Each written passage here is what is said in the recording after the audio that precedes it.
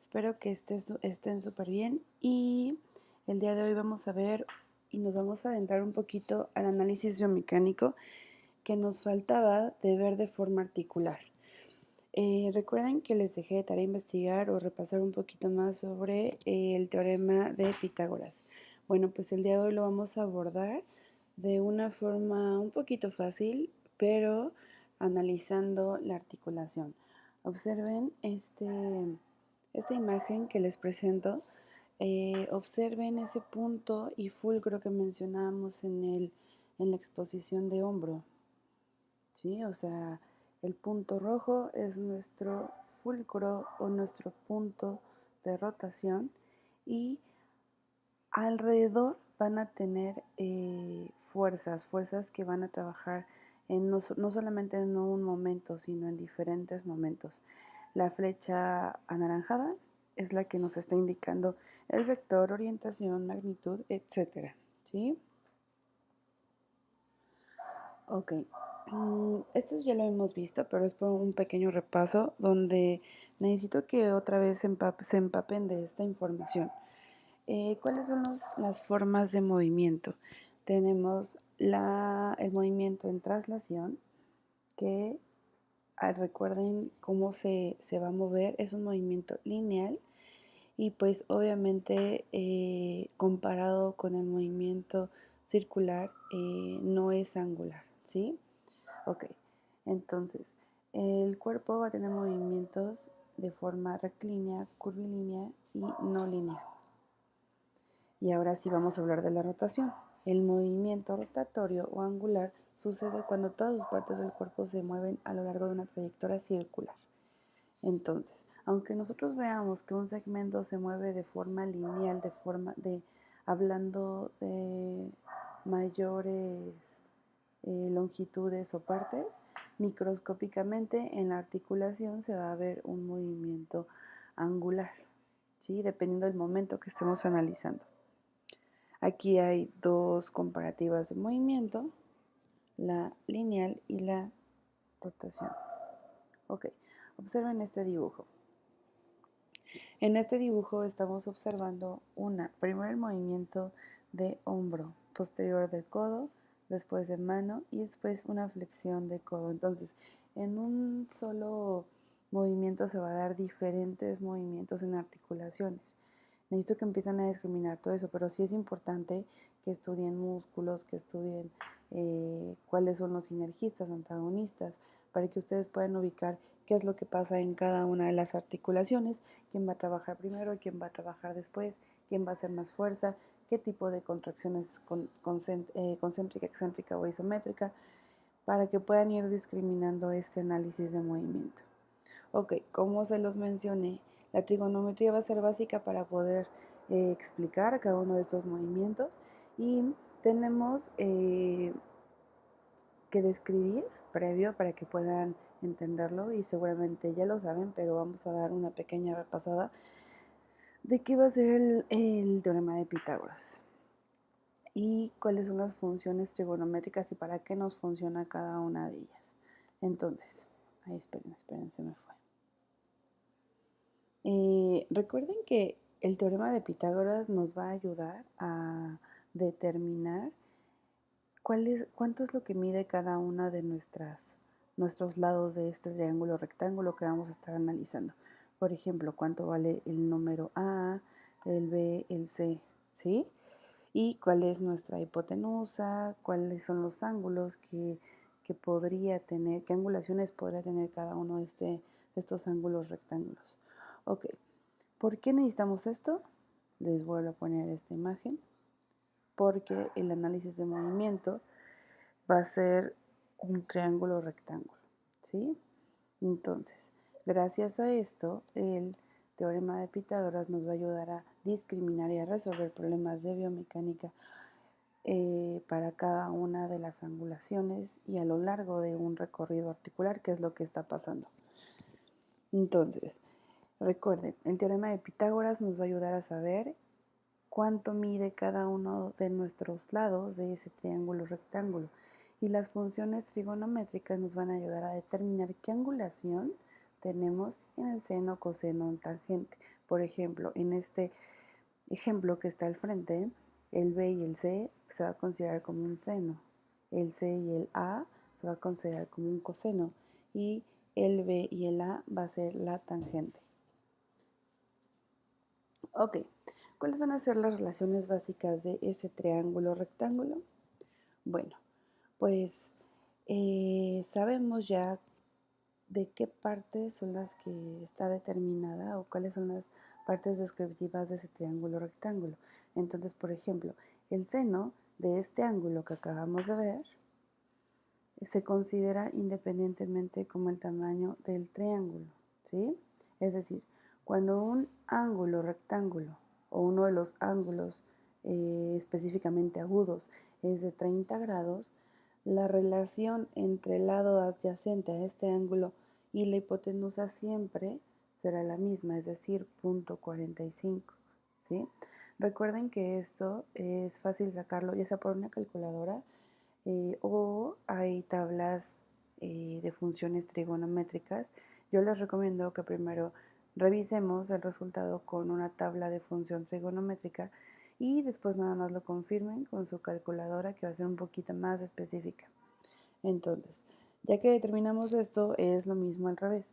Cuando la relación entre los lados opuestos y la hipotenusa es 0.45, quiere decir que el ángulo es de 30 grados. Esto fue solamente un ejemplo para que puedan ver la dinámica de estas funciones que seguramente ya las saben, pero es para que las recuerden.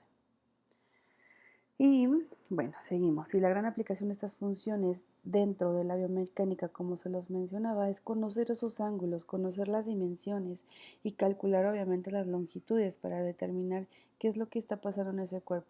Si hay tensiones en algún músculo, si la obstrucción es articular, si no hay fuerza, si no hay flexibilidad.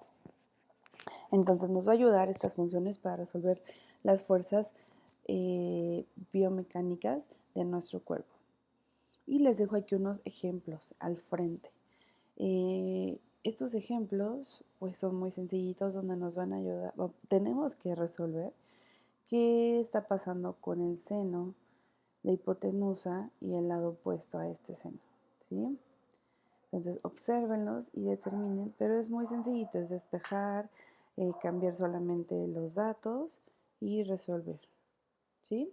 Recuerden que, por ejemplo, si estamos analizando el seno, el lado, obviamente el lado izquierdo de ese triángulo va a ser la hipotenusa y el otro va a ser el cateto adyacente, pero el que esté enfrente de ese ángulo va a ser el coseno, solamente es para recordárselos. Dentro de esta exposición también les pongo algunas definiciones que las hemos hablado, pero a lo mejor no les han quedado claras porque no las han visto por escrito o no tenían la definición. Entonces, para nosotros, ¿qué van a ser las magnitudes escalares? Pues sabemos que siempre van a determinar y poseer un número, una cantidad, y siempre van a tener una unidad. Cuando se trata cada una de ellas, siempre se debe tener en cuenta las unidades de medida para poder despejar. Si no, va a pasar como el problema donde yo fui, bueno, les recuerdo que yo pasé mal las unidades y entonces no podían resolver como ese problema. Pero siempre son estas dos. Y bueno, por ejemplo, aquí les puse abajo que podría ser la masa, el tiempo, la longitud. Van a ser ejemplos de esas magnitudes escalares. ¿Y qué va a ser un vector? Un vector va a determinar los parámetros biomecánicos que pueden ser representados como vectores, como una magnitud, una orientación, una dirección o sentido y un punto de aplicación.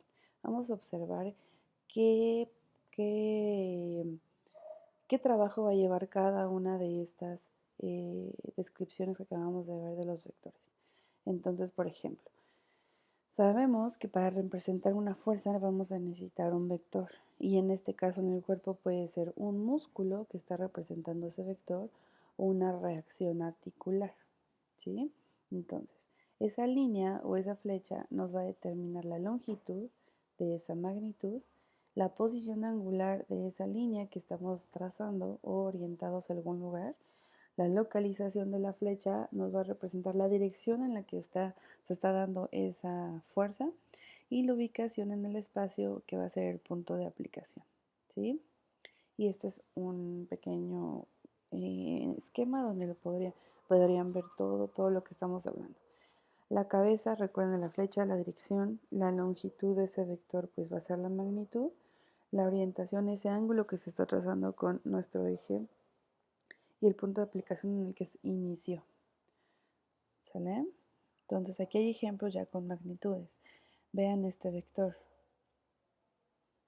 5 newtons que se va a representar por la A, 37 grados que va a ser esa dirección a la que se está moviendo. Y ahí está el triángulo rectángulo del que estábamos hablando. Aquí hay otro ejemplo, un poco más específico para que veas si está en el eje Y o en el eje X y cómo lo podrían resolver.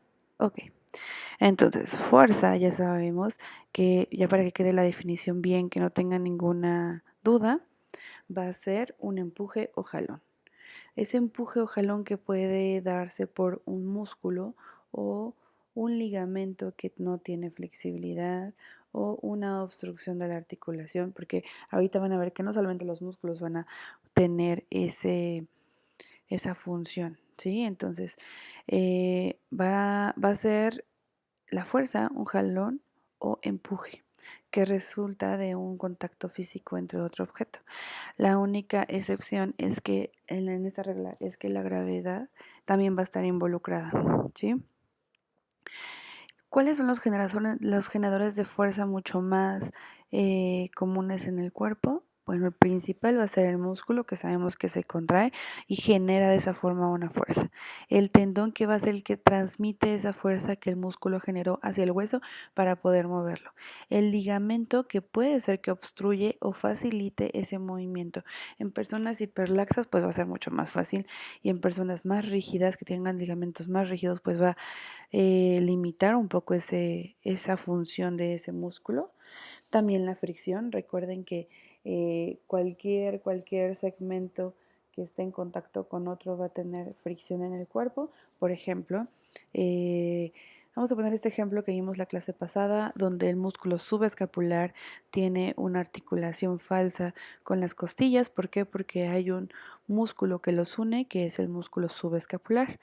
Esta articulación, si no tuviera esa bursa que lo protege y amortigua este movimiento, generaría mayor fricción y el movimiento de esta zona sería más difícil. Entonces, esa fuerza que se generó por el músculo está limitada por este tipo de fricciones. Si el cuerpo es muy rígido, igual va a estar limitada por ese tipo de fricciones y van a frenar ese movimiento. La reacción con el piso, cuando estamos hablando de correr, caminar, o sea, de articulaciones inferiores, y el peso, obviamente, de ese cuerpo son los que van a limitar esas funciones de fuerza en nuestro cuerpo. Ok, vamos a hablar de fuerza y qué pasa con estos vectores. Ya vimos que la fuerza es una cantidad vectorial con magnitud, orientación, dirección y punto de aplicación. Ahora observen la cadera, observen la rodilla y observen el pie de este dibujo que les acabo de colocar. Debe de existir un equilibrio entre cada uno de estos vectores, ¿sí? Si no existe este equilibrio y alguno siempre está generando mayor tensión hacia algún lado, pues va a haber un desequilibrio muscular. Aquí hablando de una fuerza isométrica, que es mantener de pie a esta persona. Entonces las fuerzas van a actuar a través de las inserciones tendinosas, que por lo tanto van a tener una reacción en el hueso. Y las fuerzas de reacción articular lo hacen al revés, en su sentido, en su centro de rotación, ¿sí? Y el punto de aplicación de la fuerza se encuentra respecto a un punto fijo, usualmente es el centro de rotación, y este puede llegar a modificarse.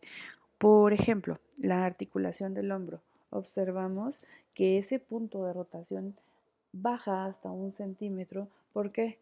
porque hay demasiada fricción en la zona superior de esa articulación, entonces necesita liberar ese centro de rotación para que se pueda dar los 180 grados de ABD. El punto de aplicación de esta fuerza se encuentra respecto a un punto, que es lo que les mencionaba, y en algunas ocasiones se puede mover. Esto siempre nos va a ayudar para calcular el momento y en cada ocasión de la fuerza. Si el punto de rotación se movió como en el hombro, pues va a cambiar la funcionalidad de esos músculos. ¿Sí? Vamos a hablar del momento, el momento en el que se aplica esta fuerza. En el sistema musculoesquelético, un momento, que está representado por esa M mayúscula, es causado por una fuerza, la F mayúscula, que actúa con una distancia que la vamos a poner como R, desde el centro de rotación de un segmento. Por lo tanto, la fórmula para dar el resultado o algún problema a este tipo de momentos es menos M igual a R por F. Ese va a ser el momento en el que se da esa fuerza. ¿Sí? Ok. ¿Y qué es el torque? El torque es otro término que vamos a estar utilizando y es sinónimo a un momento de una magnitud escalar. Entonces, la magnitud de un momento de torque se calcula así. Igual que el pasado es igual a es menos m igual a r por f por coseno. Por seno de nuestro punto y rectángulo que estemos analizando. Entonces, se están sumando definiciones que vamos a ir analizando y es importante que las sepan. Chicos de biomédica, es súper importante saber cada uno de estos momentos, de cada uno de los vectores que hace cada músculo para poder alinear una prótesis, para poder determinar si ese cuerpo va a aguantar esa prótesis o si mi prótesis que coloqué no va a causar una escoliosis a niveles superiores y después ya tenga otro problema articular en ese cuerpo. Entonces es súper importante todo esto, analizar qué pasa con cada momento, analizar cuál es el equilibrio muscular y cómo voy a eliminar un poco de esa fricción de la que me están hablando estas fuerzas del cuerpo. ¿Sí? Ok. Los momentos en una articulación normalmente van a ser rotatorios. Siempre se da una rotación y posteriormente un desplazamiento porque se debe de adaptar cada una de las superficies articulares. Las articulaciones ya tienen un tipo de articulación que nos facilita, pero en muchos de los casos no van a estar alineadas correctamente. Entonces, cuando esto pasa, esos momentos siempre van a ser rotación, adaptaciones y ahora sí un movimiento. He aquí la importancia de una buena postura. Si tenemos una buena postura, ese momento de rotación va a ser muy breve para poder después realizar ese desplazamiento articular. ¿Sí? Este es el del lado izquierdo es un ejemplo del codo y el del lado derecho es un ejemplo del tobillo. Ok, estas son las palancas que vamos a encontrar en nuestro cuerpo. Primer grado, segundo grado y tercer grado. Observen que el fulcro es el que cambia de posición, la fuerza y posteriormente pues la resistencia en la que se están dando estas palancas. Entonces recuerden que una palanca nos va a ayudar a disminuir ese gasto energético para poder realizar un movimiento. ¿Sí? Ok, vamos a hablar un poquito de esto que son los diagramas de cuerpo libre, que nos van a ayudar a identificar las fuerzas y momentos que actúan sobre los cuerpos, las partes que los van a constituir en un sistema, que se van a aislar alrededor y se reemplazan por las fuerzas propias y los momentos. Entonces, observen, cuando se da un movimiento, por ejemplo, en este que es un esquema de la articulación del hombro, vamos a hablar de la función que está haciendo el bíceps, que es la flecha que está del lado izquierdo. Pero también hay un ajuste y un movimiento entre la articulación subdeltoidea, que es la flecha que está horizontal. El apófisis coracoides, que también hay un músculo, va a poder jalar. Entonces, hablamos de esto.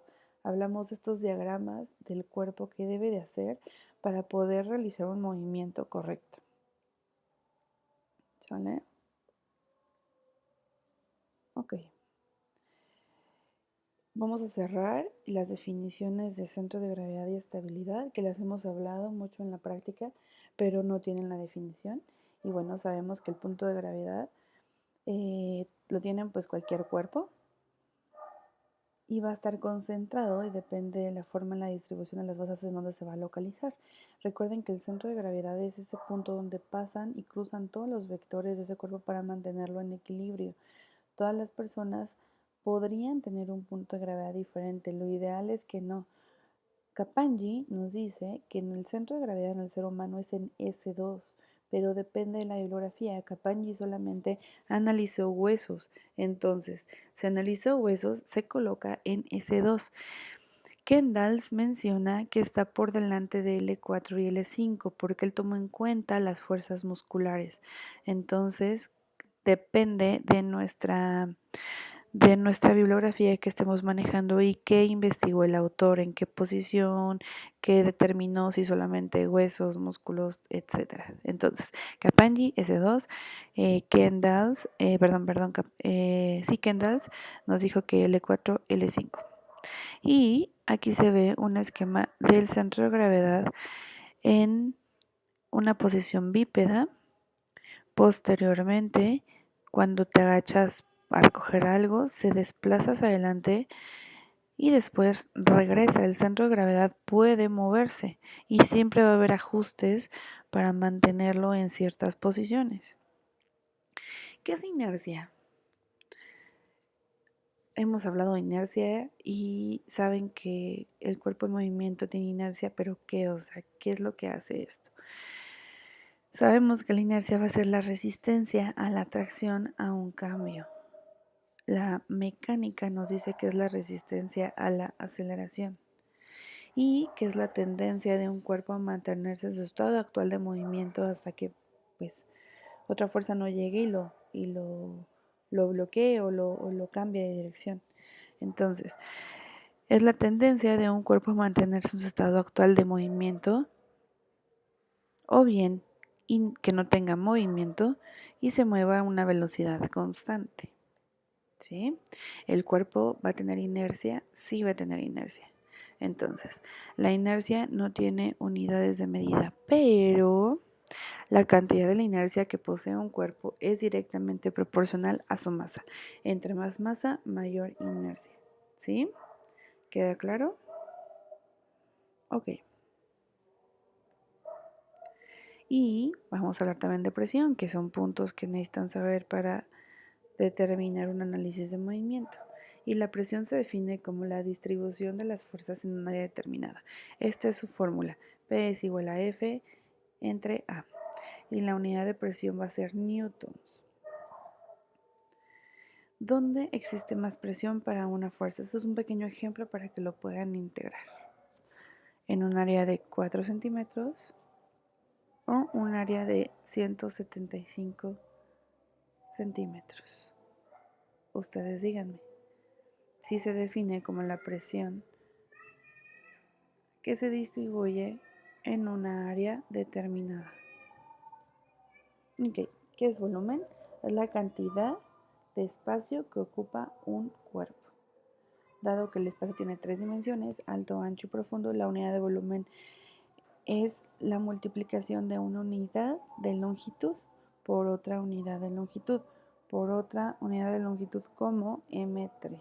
Así se va a determinar la magnitud escalar del volumen con su número, su cantidad y su unidad.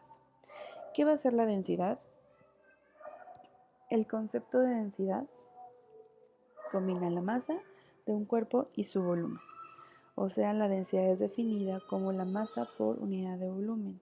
Las cargas mecánicas del tejido conectivo. ¿Qué nos va a hacer estas cargas mecánicas del tejido conectivo? Porque ya hablamos del músculo que se va a contraer y va a tener una dirección de fuerza.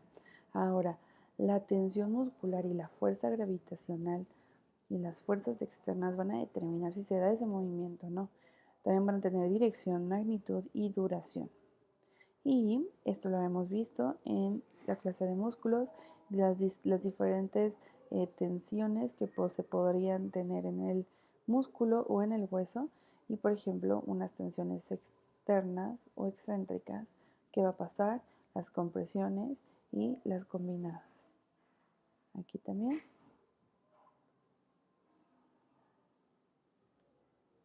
Ok, les dejo estas gráficas sobre deformación. ¿Qué debería de pasar para existir una deformación o qué no debería de pasar para prevenir esa deformación?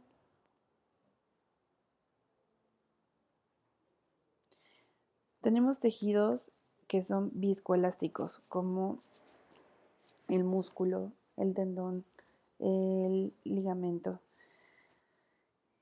Y normalmente vamos a hablar de ellos del tejido conectivo, que va a ser un material viscoelástico que también va a permitir o no va a permitir esos movimientos. Van a depender del tiempo y de la histología, aquí es histología del material.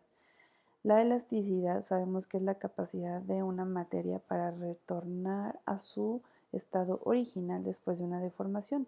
Y la viscosidad se refiere a la resistencia de un material o algo al flujo. Depende de la cantidad de la que estemos hablando de agua y estructuras de tejido conectivo. Viscosidades altas tienen mayor número de resistencia a la deformación y, por ejemplo, en el cuerpo sería la fascia, que es más viscosa que el tendón o el músculo y no se va a deformar tan rápido como un hueso. ¿Sí? Los materiales viscoelásticos van a soportar esa deformación, volviendo a su estado original después de eliminar las cargas. Pero la cualidad va a ser que dependiendo del tiempo, retorna o no retorna a su espacio original, a su estado original. Por ejemplo, una persona que ha tenido una mala postura por mucho tiempo va a ser más difícil que retome esta posición original de la fascia o tejido conectivo para poder regresar a lo normal. ¿Sí? Y estas van a ser las propiedades del tejido viscoelástico.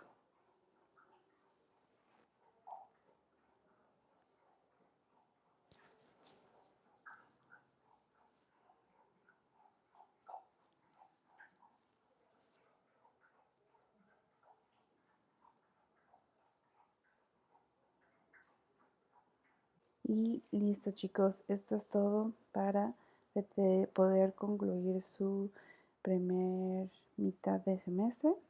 Espero que estudien súper bien. Si tienen alguna duda, estoy para ayudarlos y distribuyan sus materias para que puedan cubrir cada una de ellas. Cuídense mucho.